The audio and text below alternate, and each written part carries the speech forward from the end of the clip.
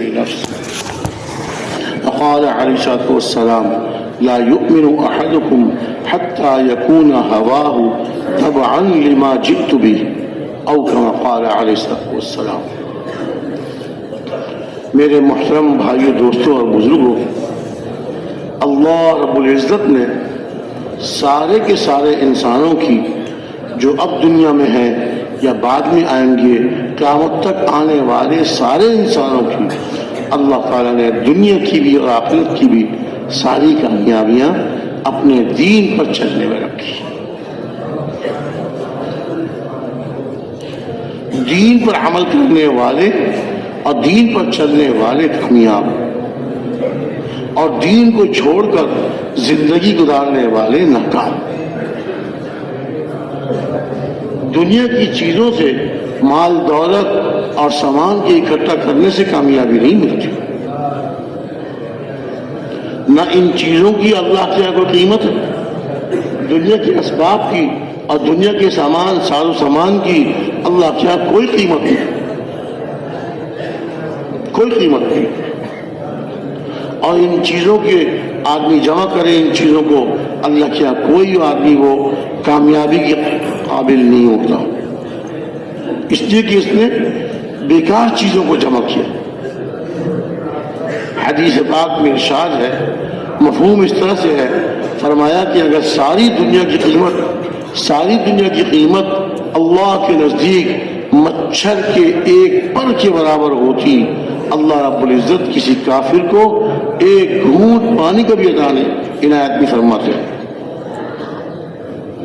لیکن کوئی قیمت نہیں ہے، بیکار چیز ہے، کافروں کو زیادہ دے لے لو، تمہاری دنیا میں ہے، تم اس پہ خوش ہوتے ہو، لے لو دنیا کو، آخرت میں تمہارا کوئی حصہ نہیں.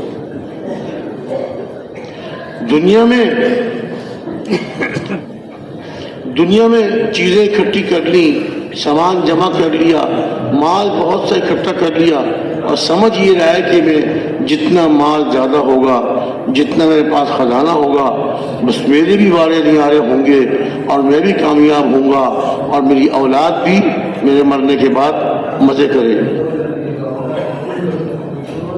یہ دھوکہ ہے، یہ آج بہت سے لوگوں کو دھوکہ لگا ہوا ہے. مال دولت سے آدمی کامیاب نہیں ہوتا. مال دولت کے زیادہ ہونے سے پریشانیاں تو آتی ہیں، مصیبت تو آتی ہیں، سکون اور اطمینان نہیں آتا. آدمی بہت بڑا مالدار ہے، بڑی کوٹھی ہے، بڑی قیمتی کار اس نے خرید لی، بڑے قیمتی کپڑے پہن لیے، اور گھر میں آتا ہے تو گھر میں آ کے پریشان ہوتا، سکون نہیں ہوتا، رات کو نیند نہیں آتی. نیند تو آدمی کے اختیار میں نہیں ہے، اللہ کے حکم سے آتی ہے. اب موٹے گدوں پر اور کمرہ ایسا بنوایا کہ باہر سے کسی چڑیا کی بھی آواز نہ آئے، لیکن اب نیند نہیں آ رہی، کروٹیں بدل رہا. بیوی پوچھتی کیا بات ہے، نیند نہیں آ رہی؟ ہاں نیند نہیں آ رہی، پتہ نہیں کیا بات ہے. کوئی تکلیف ہے؟ کوئی تکلیف نہیں ہے، کوئی تکلیف نہیں، کوئی بیماری نہیں، لیکن نیند نہیں آ رہی. اللہ نے اس سے سکون چھین دیا. جب اللہ کی نافرمانیاں کرتا رہا، اللہ کے حکموں کو توڑتا رہا، پیارے نبی صلی اللہ علیہ وسلم کے طریقوں کو چھوڑتا رہا، اللہ نے اس کی زندگی سے سکون چھین لیا. اب کہتا ہے کہ میں نیند لانے والی گولی کھاتا ہوں، شاید اس سے نیند آ جائے. اٹھتا ہے، الماری کھولتا ہے، شیشی نکالتا ہے، ایک گولی کھا لیتا ہے، اب بھی نیند نہیں آ رہی. جو اپنی اصلی نیند تھی، فطری نیند، وہ بھی اس کے سر پہ سوار ہے، دماغ کو معاف کیا ہوا ہے، اور اس گولی نے آ کے اور اس پہ زیادہ اثر ڈال دیا، اور اب جو ہے بے چین ہے. ایسے مال دولت کا کیا فائدہ؟ اور اس سے بھی آگے کی بات یہ ہے کہ گھر میں آتا ہے تو ڈرتے ڈرتے آتا ہے کہ جو ہے کوئی میرے گھر میں مجھے کوئی پکڑنے کے لیے نہ آ جائے، کوئی انکم ٹیکس والا، کوئی حکومت کا کارندہ مجھے پکڑنے کے لیے، گرفتار کرنے کے لیے نہ آئے۔ سکون چھین لیا اللہ نے۔ ٹیلی فون کی گھنٹی بجتی ہے، بیوی سے کہتے تو اٹھا، خود اٹھاتے ہوئے ڈرتا ہے۔ بیوی سے کہتا تم فون اٹھاؤ، دیکھو کون ہے، اگر میرا پوچھ رہا ہوں نا تو اس سے کہنا ہے نہیں گھر میں۔ اتنا بڑا بنگلہ بنانے کا کیا فائدہ جب آدمی اپنے گھر میں محفوظ نہ ہو اور اپنے گھر میں اس کو سکون نہ ملے۔ چیزوں میں، مال دولت میں، بڑے بڑے بنگلوں میں اور بڑی قیمتی کاروں میں اللہ نے اس پہ سکون نہیں رکھا۔ اس کو آدمی کامیابی سمجھ رہا ہے، یہ کامیابی کا دھوکہ ہے، کامیابی نہیں۔ اگر اللہ تعالیٰ کسی کو رحم فرمائے تو مرنے سے پہلے اس پر یہ دھوکہ کھل جائے اور وہ اپنی زندگی بنا لے، اعمال ٹھیک کر لے، پھر تو انشاءاللہ موت اس کی اچھی حال میں آئے گی۔ ورنہ اللہ نے رحم نہ فرمایا اور اسی طرح چلتا رہا، اسی دھوکے میں چلتا رہا تو موت کے وقت تو ہر آدمی پر یہ دھوکہ کھل جاتا ہے۔ موت کے وقت جب آدمی کی موت آتی ہے اس پر یہ دھوکہ کھل جاتا ہے کہ افسوس میں تو زندگی ساری تباہ کر دیا، میں نے اپنی زندگی تباہ کر دی۔ اب روتا ہے، افسوس کرتا ہے، لیکن اب موت کے وقت کا رونا اور موت کے وقت کا افسوس کرنا کسی کام نہیں آتا۔ فرعون پر یہ دھوکہ اس کی موت کے وقت کھلا، قارون پر یہ دھوکہ اس کی موت کے وقت کھلا، نمرود پر یہ دھوکہ اس کی موت کے وقت کھلا۔ فرعون مرتے مرتے کیا کہہ رہا ہے؟ فرعون مرتے مرتے کیا کہہ رہا ہے؟ پانی میں ڈوبتے ڈوبتے کیا کہہ رہا ہے؟ میں ایمان لے آیا، میں ایمان لے آیا۔ جس ذات پر بنی اسرائیل ایمان لائے تھے میں اس پر ایمان لے آیا۔ کہا کہ اب ایمان لاتا ہے، آج آنا وقد عصیت قبل وکنت من المفسدین، اب ایمان لاتا ہے، حالانکہ اس سے پہلے تو اللہ کی نافرمانی کرتا رہا اور فساد پھیلانے والوں میں سے تھا۔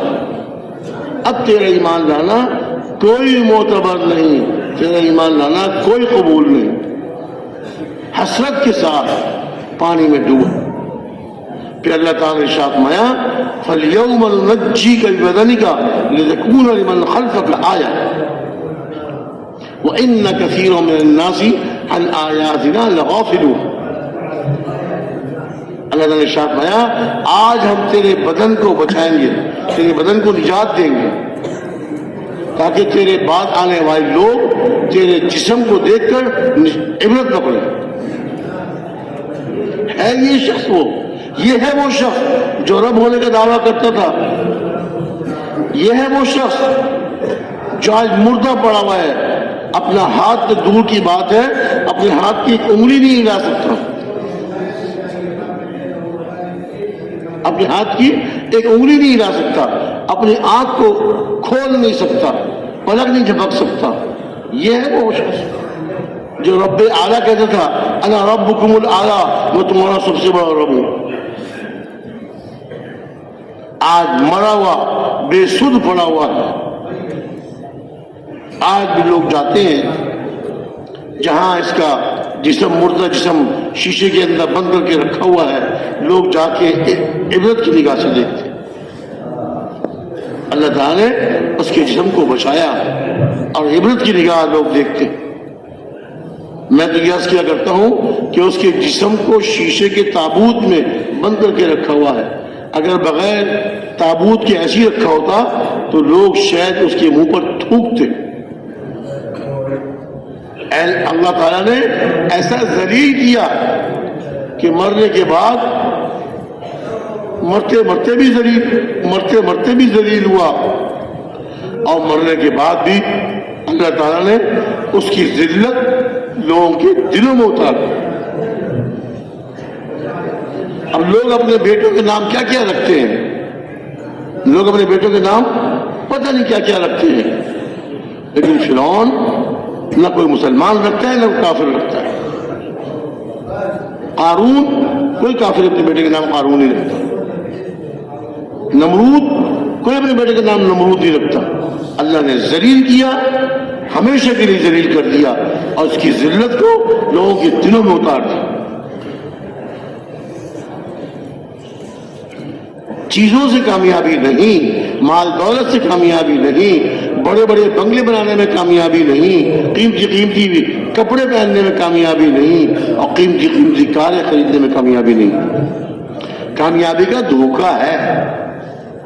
ڈرائیور یہ آتا ہے, گھر سے باہر نکلتا ہے, چوکیدار ادب سے کھڑا ہو جاتا ہے. ڈرائیور اس کے لیے گاڑی کا دروازہ کھولتا ہے, سمجھتا ہے بڑی عزت والا ہوں. حالانکہ یہی ڈرائیور اور یہی چوکیدار اس کے جانے کے بعد اس کو برا بھلا کہتے ہیں, اس کو برا بھلا کہتے ہیں, گالیاں دیتے ہیں. یہ کوئی عزت؟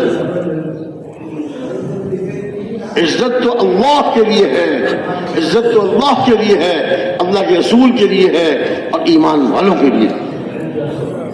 العزت للہ ولرسولہ وللمؤمنین. عزت اللہ کے لیے, اللہ کے رسول کے لیے, اور ایمان والوں کے لیے. ایک ایمان والا غریب آدمی ہے, بیچارہ دن بھر محنت مزدوری کرتا ہے, دن بھر محنت مزدوری کرتا ہے, شام کو گھر میں آتا ہے, بچے اس سے لپٹ جاتے ہیں, ابو ابو, اور وہ پیار کرتا ہے بچوں کو, بچے خوش ہوتے ہیں, باپ بچوں سے بلکہ خوش ہوتا ہے. گھر میں آتا ہے, جتنا اللہ نے دیا روکھا سوکھا, سبزی دال, جو اللہ نے اس کے نصیب میں لکھا وہ بیوی لا کے سامنے رکھ دیتی ہے. شوہر, بیوی, بچے سب مل کے کھانا کھاتے ہیں, خوشی خوشی کھاتے ہیں, عشاء کی نماز پڑھ کر آرام سے سو جاتے ہیں.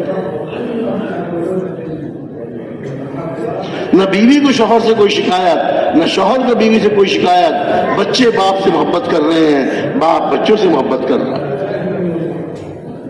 یہ کون ہے؟ اللہ کے حکموں پہ چلنے والا, اللہ کے پیارے نبی صلی اللہ علیہ وسلم کے طریقوں پر زندگی لانے والا کامیاب. سامان کی تھوڑا ہوتے ہوئے, چھوٹا گھر ہوتے ہوئے, مناسب درمیانے کپڑے پہنتے ہوئے, جی, اب موٹر سائیکل یا سائیکل, معمولی سواری, خوش, دل پریشان نہیں. رات کو سویا, نیند آ گئی, صبح کو اٹھا تازہ دم, تہجد پڑھی, اللہ کا ذکر کیا, مسجد میں جا کے باجماعت نماز پڑھی, احشار بشار. اب آ کے گھر میں آ کے ناشتہ کیا, اپنے کام پہ چلا گیا. بچے پڑھنے کے لیے چلے گئے, کوئی بچہ حفظ کر رہا ہے, کوئی بچہ عالم بن رہا ہے, کوئی بچہ ماشاءاللہ. پورا گھرانہ خوش قسمت گھرانہ, اس لیے کہ یہ اللہ کے حکموں پہ چل رہے ہیں. بڑے بھی چھوٹے بھی, بڑے بھی چھوٹے بھی اللہ کے حکموں پر چل رہے ہیں, اور پیارے نبی صلی اللہ علیہ وسلم کے طریقوں پر اپنی زندگی گزار رہے ہیں. ساز و سامان کے تھوڑا ہونے کے باوجود, پیسوں کے اور مال کے تھوڑا کم ہونے کے باوجود خوش ہیں, اپنے گھروں میں خوش ہیں, اور اللہ سے راضی ہیں, اللہ کی عبادت کرتے ہیں. حدیث میں صاف آتا ہے کہ شیطان جو ہمارا دشمن ہے, شیطان جو انسانوں کا دشمن ہے, یہ انسانوں کے پیچھے لگا ہوا ہے تباہ کرنے کے لیے, ہلاک کرنے کے لیے. خواہشات کے پورا کرنے میں یہ آدمی کو دکھاتا ہے کہ تو بڑا مزے کر رہا ہے, تو بڑے مزے میں ہے, حالانکہ مزے میں نہیں ہے. اب شیطان جب یہ رات کو سوتا ہے, اس کی سر کے پیچھے 3 گرے لگا دیتا ہے. حدیث پاک کا مفہوم ہے, حدیث شریف کا مفہوم ہے. 3 گرے لگا دیتا ہے, ابھی رات بہت لمبی ہے, سو جا سو جا, رات بہت لمبی ہے. اللہ کا نیک بندہ ہے, اللہ کا نیک بندہ ہے. نمازوں کا اہتمام, نوافل کا اہتمام, اللہ کے ذکر کا اہتمام, قرآن پاک کی تلاوت کا اہتمام, دعوت دینے کا اہتمام, سارے مسلمانوں کی فکر اور سارے مسلمانوں کے لیے صحیح راستے میں ان کو ڈالنے کے لیے محنت کرنے والا. اب یہ تہجد میں اس کی آنکھ کھلتی ہے. شیطان نے تو گرہ لگائی ہے کہ رات بہت لمبی باقی ہے, ابھی بہت لمبی رات باقی ہے, سو جا. اب یہ اٹھتا ہے، گھڑی دیکھتا ہے، ہاتھ میں گھڑی بندی ہے، اس کو دیکھتا ہے، اوہو تھوڑا وقت رہ گیا، تہجد کا وقت تھوڑا رہ گیا، اٹھتا ہے، دعا پڑھتا ہے، سو کے اٹھنے کی دعا، مصنون دعا پڑھتا ہے، کلمہ پڑھتا ہے، ایک گرہ کھل گئی، شیطان کی لگائی ہوئی غفلت کی ایک گرہ کھل گئی، سو جا بہت لمبی رات باقی ہے، یہ غفلت کی شیطان نے 3 گرہ لگائی، اب جاتا ہے، پیشاب کیا، استنجا کیا، آ کے وضو کرتا ہے، جب وضو کرتا ہے دوسری گرہ بھی کھل جاتی ہے، غفلت کی وہ گرہ جو 3 گرہ شیطان نے لگائی تھی اب دوسری گرہ بھی کھل گئی، اور اس کے بعد جب یہ وضو کر کے اطمینان سے مصلی بچھا کے اللہ کے سامنے کھڑا ہو جاتا ہے، نیت کر کے تہجد پڑھنا شروع کرتا ہے، جب اس نے نماز شروع کی تو تیسری گرہ بھی کھل گئی، تینوں گرہیں کھل گئی، شیطان کے دھوکے والی 3 گرہیں، جھوٹ کی 3 گرہیں شیطان نے لگائی ہوئی تھی کہ رات بہت لمبی ہے، رات بہت لمبی باقی ہے، سو جا، وہ گرہیں کھل گئی، اب یہ اطمینان سے نفل پڑھتا ہے، نماز پڑھتا ہے، تہجد پڑھتا ہے، اور تہجد پڑھنے کے بعد پھر ہاتھ پھیلا کے اللہ سے مانگتا ہے، ہاتھ پھیلا کے اللہ سے مانگتا ہے، اپنی ضرورتیں مانگتا ہے، اپنی پریشانیاں دور کرنے کے لیے اللہ سے دعا کرتا ہے، اللہ تعالیٰ اس کی دعاؤں کو قبول فرماتا ہے، تہجد کے وقت کی دعائیں قبول ہوتی ہیں، تہجد کے وقت کی دعائیں قبول ہوتی ہیں، اب یہ دعائیں پڑھتا ہے، دعائیں مانگتا ہے، اس کے بعد جب نماز کا وقت ہوا اپنے گھر سے نکلتا ہے، اور جو مصنون دعائیں ہیں مسجد میں جانے کی، نماز کے لیے جانے کی جو مصنون دعائیں ہیں وہ پڑھتا ہوا جاتا ہے، مسجد میں پہنچتا ہے، اور اطمینان سے 2 سنتیں گھر میں پڑھ لی، فجر کی 2 سنتیں، حضور اکرم صلی اللہ علیہ وسلم کی سنت یہ تھی، آپ کی عادت شریفہ یہ تھی، جب حضرت بلال آ کر آپ کو اطلاع کیا کرتے تھے کہ صبح کا وقت ہو گیا، اور اس کے بعد اذان دیتے تھے، اذان دی، اور حضور نے اذان کے بعد اذان کی دعا پڑھی، اور اس کے بعد 2 رکعت سنت، اذان کے بعد 2 رکعتیں سنت کی پڑھ لی آپ نے، پھر اس کے بعد مسجد میں تشریف لے آتے تھے نماز پڑھانے کے لیے، اب مسجد پہنچے، سنتیں گھر پڑھ کے آیا، اور آ کر پھر لوگوں کو فجر کی نماز پڑھائی، اب یہ 2 سنتیں اس نے گھر میں پڑھ لی، مسجد میں گیا، با جماعت پہلی صف میں تکبیر اولیٰ کے ساتھ نماز پڑھی، نماز پڑھ کے فارغ ہوا، اس کا دل بہت خوش، کوئی پیسے اس کو نہیں ملے، نماز پڑھنے پر کوئی پیسے نہیں ملے، نماز تہجد پڑھنے پر کوئی مال نہیں ملا، لیکن دل خوش، دل خوش، اللہ نے اس کے دل میں سکون اتار دیا، فجر کی نماز پڑھی، اب تبلیغ والے ساتھی جمع ہو گئے، نماز کے بعد تھوڑی سی مختصر سی ایمان یقین کی بات ہوئی، کبھی ہوئی کبھی نہیں ہوئی، ایمان یقین کی بات کی، اس کے بعد مشورہ کیا اب کیا کرنا ہے، آج کس کس سے ملنا ہے، آج کس کس سے ملنا ہے، کون سے 2 ساتھی فلاں بھائی کے پاس جائیں گے، ہاں فلاں بھائی کا ان سے دوستی ہے، تعلق ہے، ان کو بھیجو، ان کے ہاتھ ایک ساتھی اور جوڑ دو، مشورہ کر کے آج دن بھر کی ترتیب بنا کر سب اپنے اپنے گھروں کو چلے گئے، ناشتہ کیا، اپنے کاموں پہ نکل گئے، حشاش بشاش خوش، اور وہ آدمی جو شیطان کی غفلت کی 3 گروہ میں پھنس گیا، اور اٹھا، تہجد کی آنکھ کھلی، گھڑی دیکھتا ہے، ابھی تو بہت وقت باقی ہے، ابھی تو بہت، وہی شیطان نے جو دھوکے کی گرہیں لگائی ہوئی ہیں، غفلت کی گرہیں، وہ اس پہ اثر کر رہی ہیں، کہتا ابھی تو بہت رات باقی ہے، فجر کی نماز میں بڑا وقت تک سو جاتا ہے،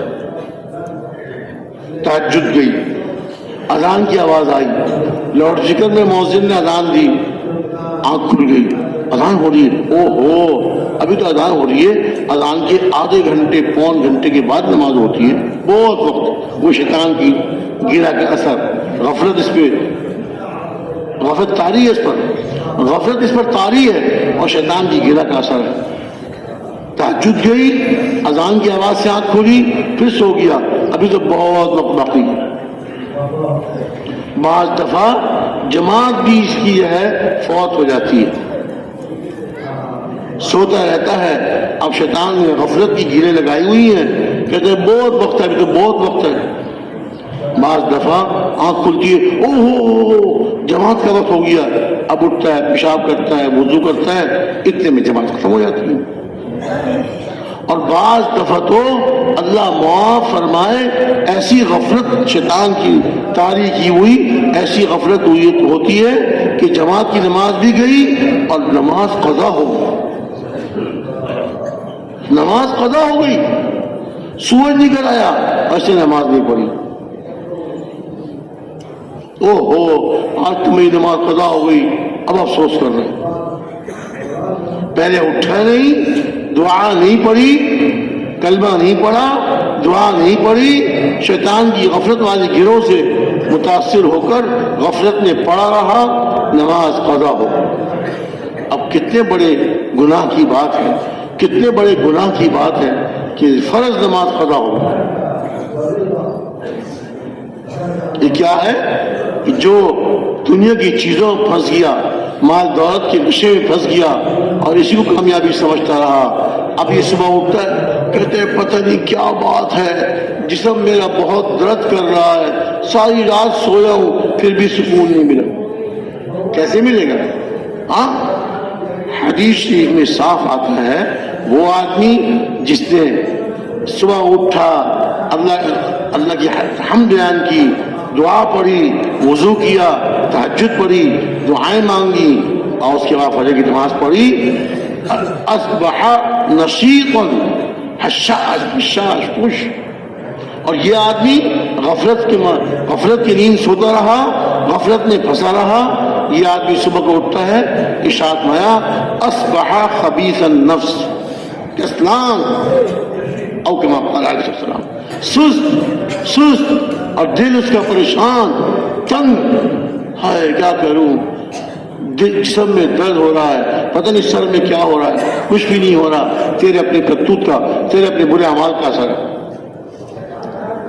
تو جو تہجد میں نہیں اٹھا, اللہ کے سامنے رویا نہیں, اللہ کے سامنے دعا نہیں کی, اللہ کے سامنے دعا نہیں کی اور رویا نہیں اللہ کے سامنے, فجر کی نماز قضا کر دی, اب تو بس تیرا حال یہی ہوگا. صبح کو بھی جو ہے اس کا دل پریشان ہے. اب دکان جاتا ناشتہ کرتا ہے, بیوی سے کہتا ہے پتہ نہیں آج کیا بات ہے, مجھے بخار تو نہیں ہو گیا, شاید بخار ہو گیا, طبیعت ٹھیک نہیں ہے آج میری. طبیعت تو ٹھیک ہوتی جب تو اعمال کرتا, اعمال تو نے ضائع کر دیے, اعمال ضائع کر دیے, اب تیری طبیعت ٹھیک کیسے ہوگی؟ دکان جا رہا ہے, اپنے کاروبار میں جا رہا ہے, لیکن بس پریشان.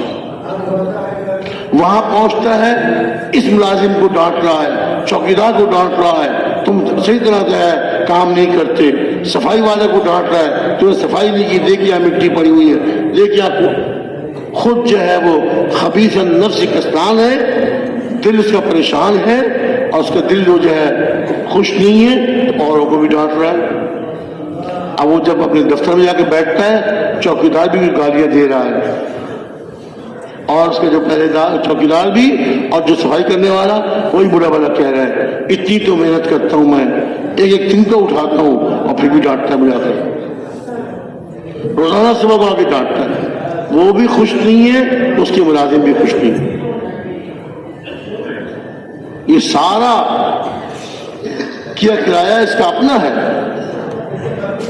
جس نے اپنے اعمال کو بگاڑا, سنت والی زندگی سے منہ موڑا, اللہ کے حکموں کو توڑا, پیارے نبی صلی اللہ علیہ وسلم کے طریقوں کو چھوڑا, اللہ نے اس کو ناکام کر دیا. مصیبتوں میں, پریشانیوں میں اللہ نے اس کو ڈال دیا. میرے بھائیو دوستو بزرگو, اعمال میں اللہ نے راحت رکھی ہے, اعمال میں راحت رکھی ہے.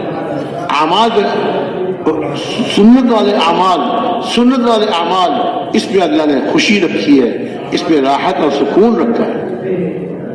اور اس کو چھوڑ کر زندگی گزارنے والا پریشان, مصیبتوں میں گھرا ہوا, سب کچھ کے ہوتے ہوئے پریشان. تو کامیابی اللہ تعالیٰ نے دین پر چلنے میں رکھی. دین کیا ہے؟ اللہ تعالیٰ کے حکم اللہ تعالیٰ کے حکم اور پیارے نبی صلی اللہ علیہ وسلم کے طریقے، حضور کی سنتیں، ان پر چلنے کا نام دین۔ ہر وقت کی، ہر موقع کی، ہر جگہ کی سنتیں۔ بعض دفعہ جگہ بدلنے سے اللہ کے احکام بدل جاتے ہیں، بعض دفعہ وقت کے بدلنے سے احکام بدل جاتے ہیں۔ مسجد میں جب نماز کے لیے آئے تو کیا حکم ہے؟ صاف ستھرے کپڑے پہن کر آؤ۔ خذوا زینتکم عند کل مسجد، صاف ستھرے کپڑے، مزین ہو کر، خوبصورت ہو کر اللہ کے دربار میں جا رہا ہوں، اللہ کے سامنے کھڑا ہونا ہے۔ اب صاف ستھرے کپڑے پہن کر، ہو سکے تو خوشبو لگا کر اللہ گھر میں آ رہا ہوں۔ دنیا بھر کی ساری مساجد میں یہی حکم ہے، لیکن جب عمرے یا حج کے لیے جا رہا ہے تو وہاں کیا ہے؟ اب کپڑے بھی اتار دو، 2 چادریں پہنو، سر میں ٹوپی پگڑی بھی اتار دو، ننگے سر، بکھرے بالوں والا، بدن پر میل کچیل، یہ اللہ کو زیادہ پسند۔ ساری مسجدوں میں صاف ستھرے کپڑے پہن کر، خوشبو لگا کر، اور اللہ گھر میں خوشبو لگائی تو جرمانہ دینا پڑے گا، میل بدن سے اتاری تو جرمانہ دینا پڑے گا۔ یہاں تو میلے کچیلے اور بال بکھرے ہوئے اور عاشقانہ حیات میں اللہ کا عاشق اللہ کے بڑے گھر میں جا رہا ہے، بڑا گھر خانہ کعبہ، اللہ کا عاشق میلا کچیلا اور چلاتا ہوا لبیک اللہم لبیک چلاتا ہوا جا رہا ہے۔ اللہ کو یہ پسند ہے۔ جگہ بدلنے سے احکام بدل گئے۔ مسجدوں میں صاف ستھرے کپڑے پہن کے آؤ، ہو سکے تو خوشبو لگا کر آؤ۔ مسجدوں کو خوشبو سے معطر کرو۔ بعض علاقے والے، بعض مسجدوں والے اہتمام کرتے ہیں کہ مسجدوں میں دھونی دیتے ہیں۔ اب دھونی دینا تو اچھی بات ہے، خوشبو کی دھونی دینا ہے۔ اب وہ کیا کرتے ہیں بعض لوگ جو ہے وہ سستی سی اگربتیاں، سستی والی وہ خریدے تھے، وہ لگا دیتے ہیں مسجد میں، اور وہ خوشبو کہاں ہوتی ہے؟ پتہ نہیں کیسی عجیب سی۔ نمازیوں کو مشکل ہوتی ہے، سانس لینا مشکل ہوتا ہے، یہ کس نے لگا دیا؟ سانس لینا مشکل ہو رہا ہے۔ خوشبو لگاؤ، مسجد اللہ کا گھر ہے، اگر اس کو معطر کرنا ہے، اللہ اکبر، خانہ کعبہ کے ارد گرد ایک بڑی سی جو ہے وہ دھونی والی وہ لے کے خانہ کعبہ کے ارد گرد چکر لگاتے ہیں۔ خوشبو، عود کی خوشبو، سب سے عمدہ خوشبو، یہ ہوئی نا بات۔ ہمارے یہاں بھائی مسجد کو خوشبو لگنی ہے، مسجد میں خوشبو کرنی ہے تو بڑی قیمتی خوشبو لاؤ نا۔ یہ کس نے کہا سب سے زیادہ سستی اگربتی لے آؤ، وہ لا کے لگا دی مسجد میں؟ سب سے قیمتی تو جو عود کا ہوتا ہے، اس کی لکڑیاں ملتی ہیں، اس کا برادہ ملتا ہے، وہ انگارے اس میں ڈالو اور خوشبو آتی ہے عود کی، وہ لے کے مسجد میں آؤ۔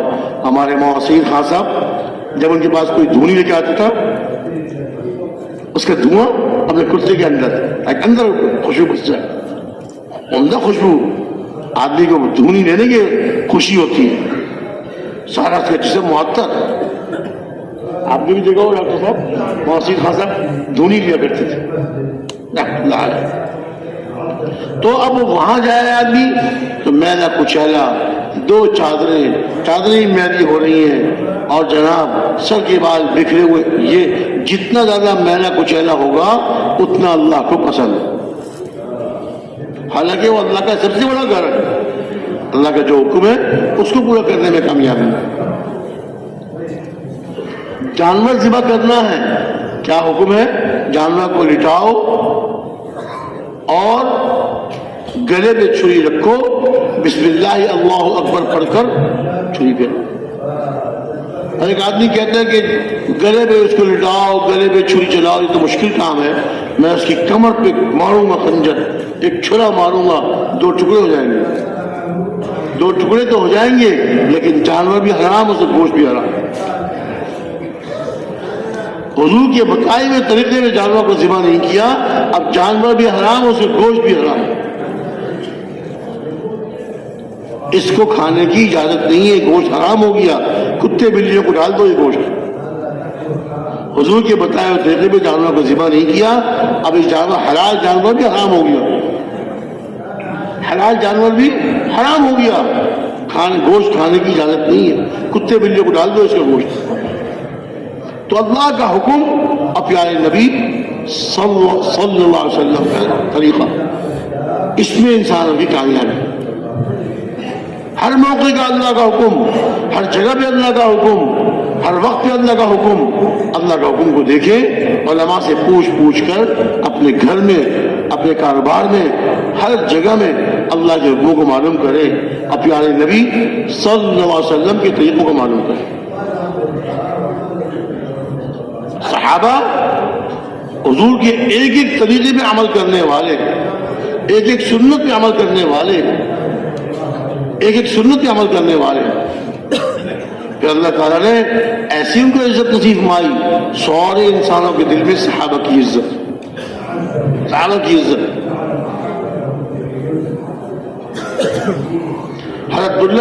حضرت عبداللہ بن عمر رضی اللہ تعالیٰ عنہ، حضرت عمر کے صاحبزادے، بہت زیادہ حضور کی سنتوں کا اہتمام کرنے والے۔ ایک دفعہ اونٹ پہ جا رہے تھے، ایک جگہ اونٹ کو روکا، اونٹ کو بٹھایا اور نیچے اترے، سڑک سے، راستے سے ایک طرف ہو کے ایسے بیٹھے جیسے پیشاب کرنا ہو، تقاضا پورا کرنا ہو۔